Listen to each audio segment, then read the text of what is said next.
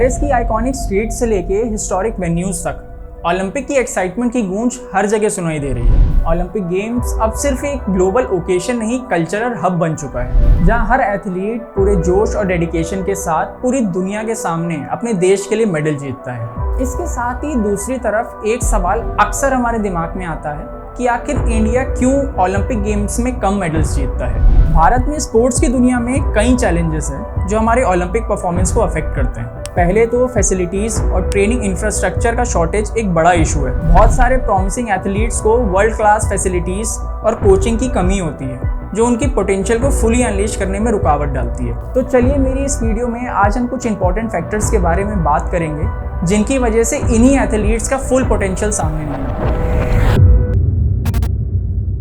भारत में अभी भी स्पोर्ट्स इंफ्रास्ट्रक्चर की काफ़ी कमी है। इंडियन रेसलर बजरंग पुनिया ने 2020 टोक्यो ओलंपिक्स में ब्रोंज मेडल जीत कर लाए थे, पर उनकी training less than ideal condition में हुई थी as compared to his competitors from other countries. USA जैसे देशों में वर्ल्ड क्लास ट्रेनिंग फैसिलिटीज़ में प्रोमिनेंट एथलीट्स जैसे माइकल फिलिप्स को ट्रेन करा जाता है ताकि वो अपना फुल पोटेंशियल को अचीव कर पाएँ। एडवांस इंफ्रास्ट्रक्चर एथलीट्स के डेवलपमेंट के लिए बहुत ज़रूरी है, जिसमें well maintain training centres, modern equipments और स्पेशलाइज्ड फैसिलिटीज़ जैसे स्विमिंग पूल्स, एथलेटिक ट्रैक्स और जिम्नेजियम्स की एक्सेस शामिल है।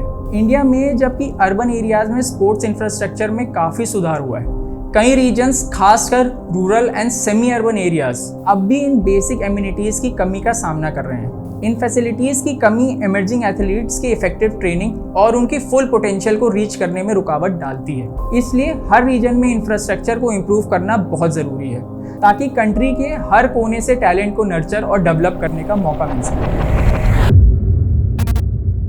भारत की स्पोर्ट्स फील्ड में इन्वेस्टमेंट की कमी होना भी एक बहुत बड़ी समस्या है। इंडियन शूटर अभिनव बिंद्रा का एग्जांपल लें। 2008 में हिस्टोरिक गोल्ड मेडल जीतने के बावजूद शूटिंग स्पोर्ट्स में इन्वेस्टमेंट लिमिटेड रहा है। इसके कॉन्ट्रास्ट में कंट्रीज जैसे चाइना स्पोर्ट्स में हेवी इन्वेस्ट करते हैं और अपने एथलीट्स को यंग एज से ही एक्सटेंसिव सपोर्ट प्रोवाइड करते हैं। ये इन्वेस्टमेंट सिर्फ ट्रेनिंग तक नहीं, बल्कि न्यूट्रिशन, इक्विपमेंट और इंटरनेशनल कंपटीशन के एक्सपेंस को भी कवर करता है। इंडिया में वेल एस्टैब्लिश्ड शूटिंग रेंजेस हैं जो नेशनल लेवल पर हैं, जैसे डॉक्टर करनी Singh shooting range new Delhi में और MP state shooting academy Bhopal में।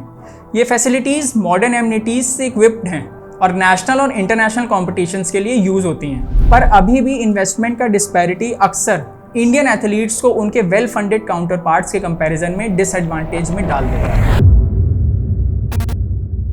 सिमोन बाइल्स जैसे एथलीट्स बहुत छोटी एज में एक इंटेंसिव ट्रेनिंग शुरू कर देते हैं। ये early investment in specialised coaching उनके एक्सेप्शनल स्किल्स लेवल्स अचीव करने में मदद करती है। इंडिया में लेकिन स्पेशलाइज्ड ट्रेनिंग प्रोग्राम्स इतने वाइड स्प्रेड नहीं हैं और कई एथलीट्स सीरियस ट्रेनिंग तब शुरू करते हैं जब उनकी करियर ऑलरेडी थोड़ी लेट हो चुकी होती है।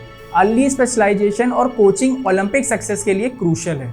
इंडियन फुटबॉलर सुनील छेत्री भी इस बात से एग्री करते हैं। ये सच है कि हम इतने सारे मेडल्स नहीं जीत पाते, जबकि हम 1.5 बिलियन लोगों का देश है।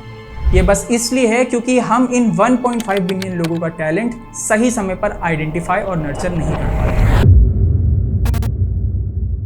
भारत में स्पोर्ट्स को एजुकेशन और करियर के कंपैरिजन में बहुत कम इंपॉर्टेंस दी जाती है। अपने देश में कई इंडियन पेरेंट्स एकेडमिक अचीवमेंट्स को स्पोर्ट्स से ज़्यादा प्रायोरिटाइज करते हैं। ये कल्चरल माइंडसेट स्पोर्ट्स जैसे क्रिकेट में देखा जा सकता है, जहां प्लेयर्स अक्सर उन फैमिलीज से आते हैं जिनका स्ट्रॉन्ग बैकग्राउंड क्रिकेट होता है दूसरे स्पोर्ट्स के कंपैरिजन में। In contrast countries like Australia एक बैलेंस्ड अप्रोच को एम्फेसाइज करते हैं, जहां एजुकेशन और स्पोर्ट्स दोनों को एनकरेज किया जाता है। सोसाइटल एटीट्यूड को स्पोर्ट्स के टुवर्ड्स चेंज करना बहुत ज़रूरी है, एक ऐसे कल्चर को क्रिएट करके जो स्पोर्ट्स को एकेडमिक्स के बराबर वैल्यू करे, और सपोर्ट एंड इनकरेजमेंट प्रोवाइड करके हम यूथ पार्टिसिपेशन और सक्सेस को स्पोर्ट्स में बढ़ा सकते हैं।